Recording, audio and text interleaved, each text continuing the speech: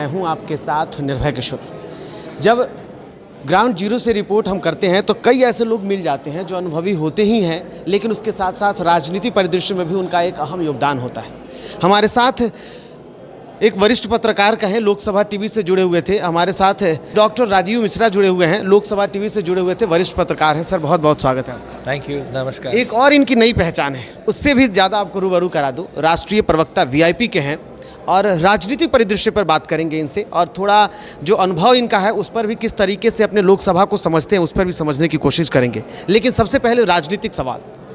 VIP Jhanjharpur में हम हैं और महागठबंधन की बैठक चल रही है।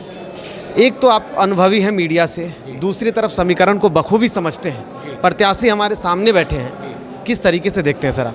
देखिए, अभी जो स्थिति है यहाँ की झंझारपुर की, उसमें एक हवा है। मतलब चूँकि एक तो एंटी इनकम्बेंसी बहुत ज़्यादा है यहाँ पे रामप्रीत मंडल जी के ख़िलाफ़, और जो हमारे कैंडिडेट हैं वीआईपी के सुमित महासेठ जी, वो पुराने अनुभवी राजनेता रहे हैं। पहले भी चुनाव लड़ा था, जो पिछला चुनाव उन्होंने हमारे ही पार्टी से लड़ा था और बहुत कम मतों से के अंतर से हार हुई थी उनको चुनाव का अनुभव है। तो मुझे लगता है, और जिस तरह से लोगों में एक उत्साह है, उसे देखकर यही लगता है कि वीआईपी के लिए ये सीट जो है झंझारपुर, निश्चित तौर पे हम लोग जीतेंगे और हमारे कैंडिडेट विजयी होंगे। लेकिन ये देखिए, आप तो बखूबी सब कुछ समझ रहे होंगे, स्थितियों को समझ रहे होंगे। एक तरफ एनडीए गठबंधन जो विकास के दावे कर रहा है, मैं दावा शब्द इसलिए इस्तेमाल कर रहा हूँ, आप समझ रहे होंगे, दावे कर रहा है, और आप कहते हैं कि जो वर्तमान सांसद हैं रामप्रीत मंडल, उनको लोग कह रहे हैं कि अब तक पिछले 5 साल में हमने उनको देखा ही नहीं।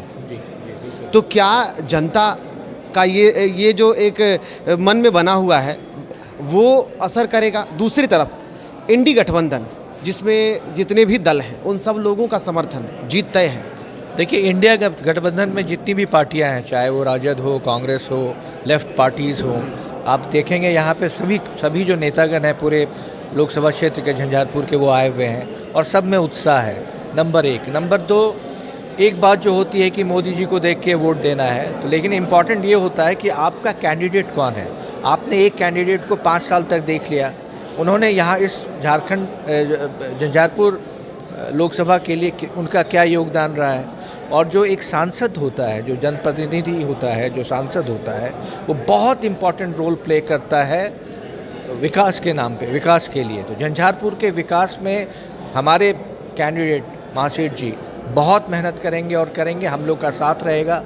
हमारा पार्लियामेंट का अपना अनुभव रहा है, लोकसभा टेलीविज़न का, तो कैसे नीति आयोग से योजनाओं को तैयार करवाया जाता है, उसे बजट में डलवाया जाता है। बहुत से ऐसे सांसद हैं जिनको पता ही नहीं है, और इनके साथ हम लोग लगे हुए हैं। तो हम लोग झंझार की तरक्की की, उन्नति की, विकास की बात करेंगे और अगले 5 साल में इस क्षेत्र को बिल्कुल बदल देंगे। सर, आपने कहा विकास, आपके पार्टी में भी है विकास, विकासशील इंसान पार्टी हैं, विकास के पथ पर देश भी आगे बढ़ रहा है, सब आगे ऐसे सब कह रहे हैं और आप भी आगे बढ़ने की बातें कह रहे हैं।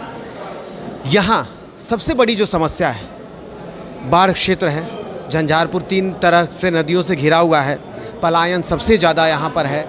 विकास के भले ही दावे किए जा रहे, सड़कें भरे फराटेदार बह रही हों, चल रही हों, लोग कह रहे हैं कि विकास तो हुआ है, बिजली आ रही है, सड़क आ रहे हैं, लेकिन रोजगार पेट में 72 से अगर देखा जाए तो ये 13वां चुनाव है। 72 सालों में 72 से लेकर के आज तक अगर देखें तो 12 सांसदों को इस क्षेत्र ने देख लिया है। सबसे ज़्यादा पिछड़ी जाति, निर्णायक भी है पिछड़ी जाति। आपको कितना समर्थन मिल रहा है उनका? देखिए, चूँकि विकासशील इंसान पार्टी जैसा नाम बताता है, ये हम लोग विकास की बात करते हैं। विकासशील, हमारे जो नेता हैं श्री मुकेश सहनी जी, वो एक ऐसे व्यक्ति हैं जो यहाँ से बाहर जाकर उन्होंने मेहनत करा और आगे बढ़े, फिर अपने क्षेत्र का, अपने यहाँ का वो विकास करना चाहते हैं, और इसलिए विकासशील नाम भी रखा गया है। दूसरी बात ये है कि देखिए, डेवलपमेंट जो है वो इंफ्रास्ट्रक्चर से होता है, उसका सपोर्ट होना चाहिए।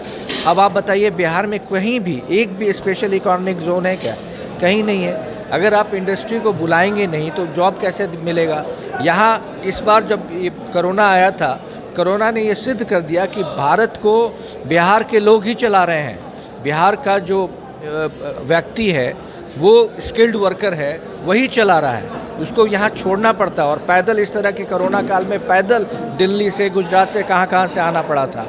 इस चीज़ को देखने के बाद भी अगर सरकार इसको चेतती नहीं है और कुछ नहीं करती तो आश्चर्यजनक है। आप इंडस्ट्री को लाना होगा, इंडस्ट्री को हाथ बुला के लाया जाता है, उन्हें स्पेशल स्टेटस दिया जाता है। आप एक स्पेशल इकोनॉमिक जोन बनाएं, वहाँ इंडस्ट्री आएगी। आप टैक्स बेनिफिट दें, उनको रिबेट दें कुछ दिनों के लिए, लोकल जॉब्स के लिए गारंटी मांगें आप, तब उसके बदले में आप बाकी सुविधाएं दें। करेंगे आपको। आप ये कह रहे हैं कि लाना पड़ेगा कंपनियों को, लेकिन जो एनडीए सरकार है वो कहती है कि आपने तो इस तरीके से माहौल बिहार में बना दिया है, जो जंगल राज की वो बात करते हैं। आज तो आप उनके साथ खड़े हैं, तो जंगल राज खत्म हो चुका है, उन्होंने मिटाया, आपने मिटाया, कौन मिटाया? आप कैसे कंपनियां लाएंगे?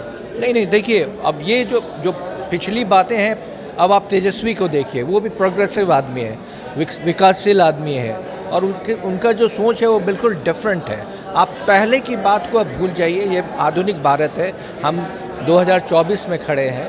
और मैं बार बार ये कहता हूँ कि जो विज़न होना चाहिए, जैसे अभी अगले विधानसभा में निश्चित तौर पे तेजस्वी मुख्यमंत्री होंगे इस प्रदेश के, और मेरी काफ़ी उनसे बातें होती है। जो प्रोग्रेसिव बात वो करते हैं, वो बहुत कम लोग हैं, जो बहुत कम राजनेता है जो इतने कम उम्र में इतना परिपक्व हो गया है। तो मैं बिल्कुल आशान्वित हूँ कि आगे आने वाले दिन बिहार के लिए बेहतर होंगे। केंद्र में भी अगर महागठबंधन की सरकार बनती है, राहुल गांधी जी के नेतृत्व में सरकार बनती है, और यहाँ तेजस्वी जी के नेतृत्व में सरकार बनती है, तो बिल्कुल परिवर्तन आपको दिखेगा। एक छोटा सवाल ये कि मुकेश सहनी का भाग्योदय का बिहार में ये सीट कर देगी झंझारपुर? बिल्कुल, तीनों सीट करेगी। झंझारपुर तो करेगी ही करेगी, और बाकी जो 2 सीट पे हम लड़ रहे हैं वो भी करेगी।